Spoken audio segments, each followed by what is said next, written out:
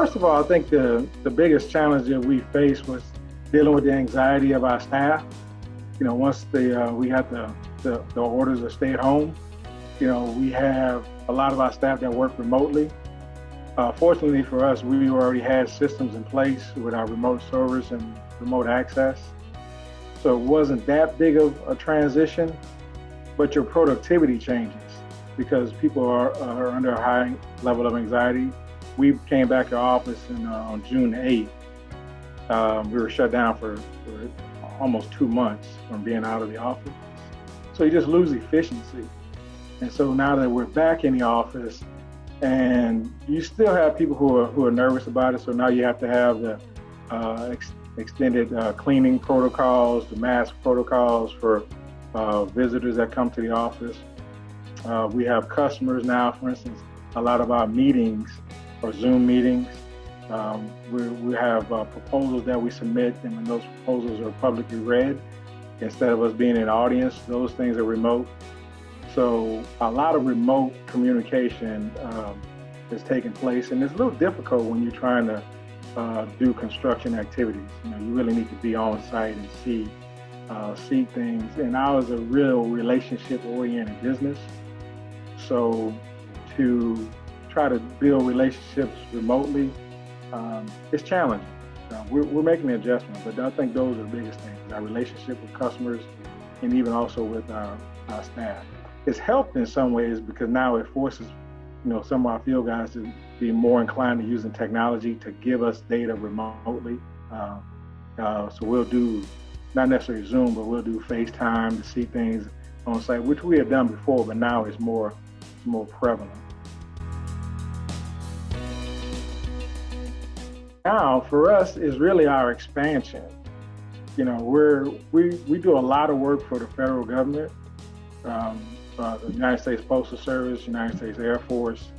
So one of the things for us in our long-term strategic plan is not only New Orleans will always be home, it's our headquarters, but we're strategically locate ourselves in markets that are very strong in the niche that we do. So right now, we've recently expanded to Austin, Texas, and that's turning out to be a very good market for us. But the exciting thing now we're working on is our expansion plan, doing an analysis for Florida and then Tennessee. Probably a few things, but one of the first things I had, one of my college professors when I was in graduate school, when I told him I fully decided, this is after I worked as a design engineer, and I decided that I really wanted to be in construction. And one of the things he always told me, he said, well, won't you go get a job in construction for at least 3 years before you just jump out and start. He said, it's easy to go start a company, but a lot of times you don't really know all the nuances that go into it. You may have a certain skill set in one particular area, but being a business owner and operator is a totally different animal. You have to deal with so many people. You have to deal with banking. You have to deal with your CPA, attorneys. You have to deal with owners and architects. Manage your own staff, and that staff is technical.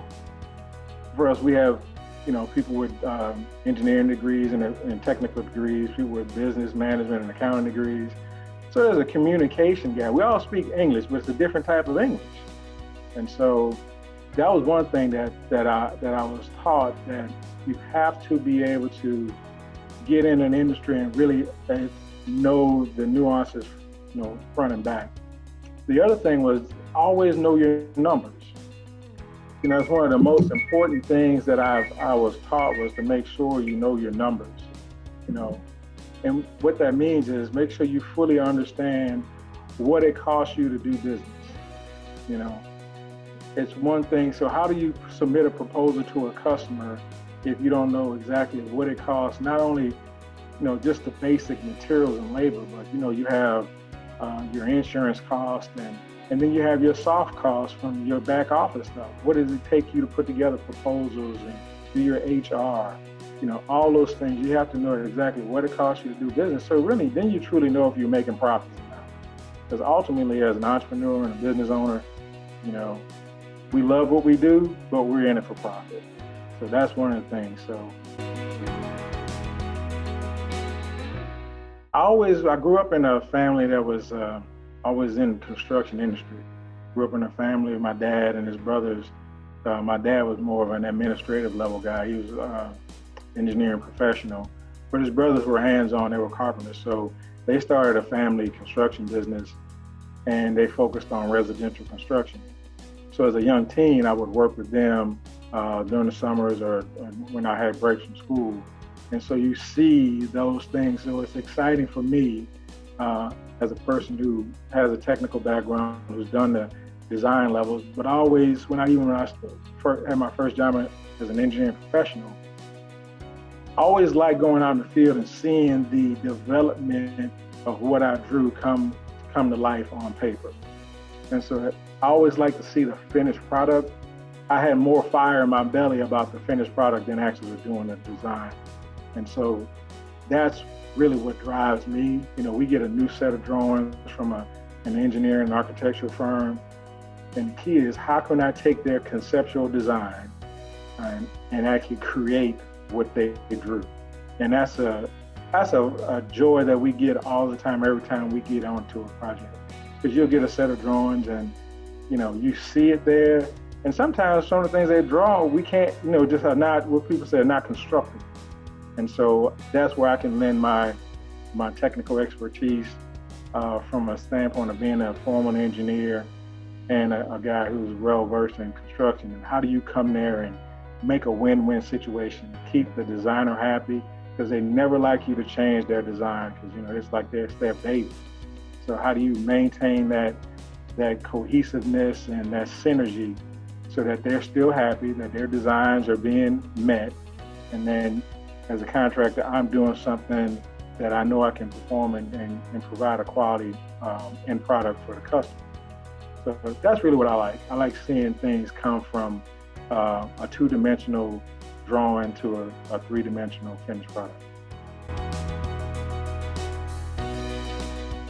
I read daily. I'm actually currently going back and reading an old book, The Magic of Big Thinking by Dr. Schwartz. It's a book from the 60s, but it's an excellent book. It was something I was listening to Steve Harvey one day, and he said that was one of the books when he started making his transition that he read, and it's got some great information. I recommend it. But daily, my activities, my wife and I, we may binge watch occasionally. You know, we did the Money Heist. I think a lot of people have gotten into that one, so we recently finished that. I mean, my routine, I guess, every day is I read daily. So the books vary. They may be biblical. I like to read the book of Proverbs in the Bible. You know, kind of will read through those in the book of Psalms.